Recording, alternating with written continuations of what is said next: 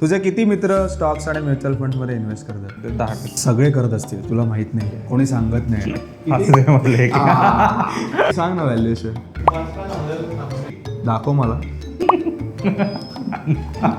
एक भीती असते, तू पैसे मागितले उद्या तर. कारण की मी सहा मागत असतो ना त्याला नेहमी. थोडे तरी दे ना. 5 रुपये सुद्धा मिळणार नाही. 2.5 रुपये तरी मिळणार. अरे द्या ना पैसे तर. असे माझे किती मित्र ज्यांना हे पैसे दिलेत जे मला माहिती आहे रिटर्न येणार नाहीये. मित्र त्यासाठीच आहेत ना. उद्या माझा खास मित्र मला बोला मला 50 रुपये दे आणि मी नाही दिले तर 2 करोड चाटायचे आहेत का?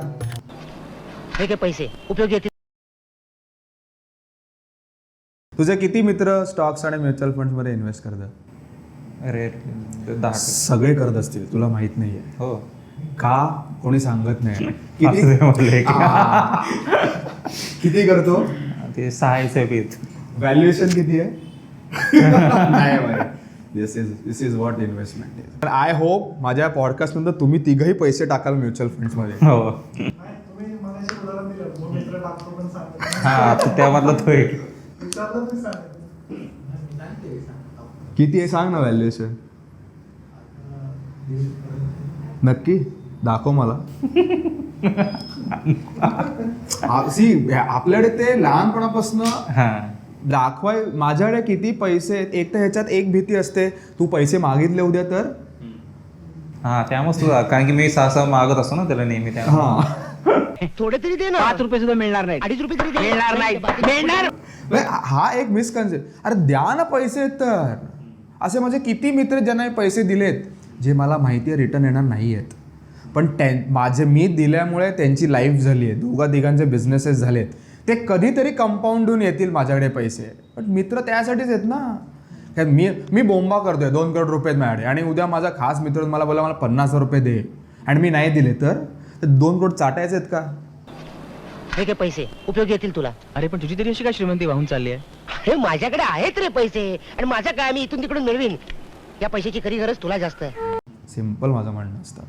आणि दुसरी गोष्ट, मी तुला सांगितलं आणि तू बोलला तुझी नजर लागली मला. नजर बिजर काय लागत नाही पैशांना.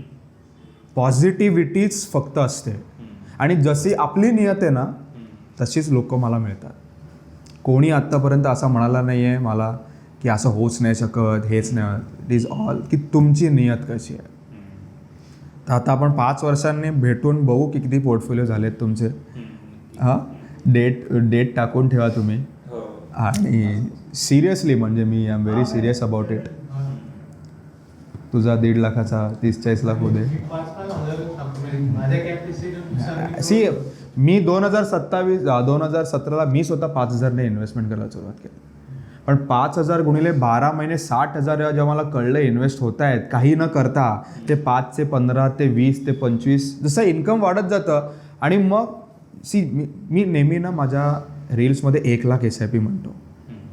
आता मी तुम्हाला म्हटलं 1 लाख SIP करा तर तुम्ही काय म्हणाल? नाही शक्य. मंथली 1 लाख. मंथली 1 लाख. पण तुम्ही म्हणाल, असे पण काही लोक असं जे म्हणतील मला 3 फिगर अचीव करायची आहे.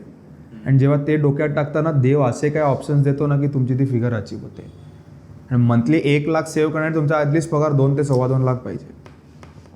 मी माझ्या मित्रांना जेव्हा सांगायचो की ना तुम्ही म्युच्युअल फंड्स करा, म्युच्युअल फंड करा, वेडा आहे का? 25 आहे असं कोणी रिटायरमेंट प्लॅनिंग करतं. हे वय तो मजा करण्याचं आहे, क्लबला जा, पब्सना जा. 2018 साली म्हणजे मी त्यावेळेला 28-29 वर्षाचा 1.25 करोडचा फ्लॅट घेतला. ते म्हणाले आमच्यापेक्षा हा मुलगा आणि 1 करोडचा फ्लॅट कसा घेतो? जेव्हा मी ओरडून सांगायचो तुम्ही करा तेव्हा ऐकत नव्हते.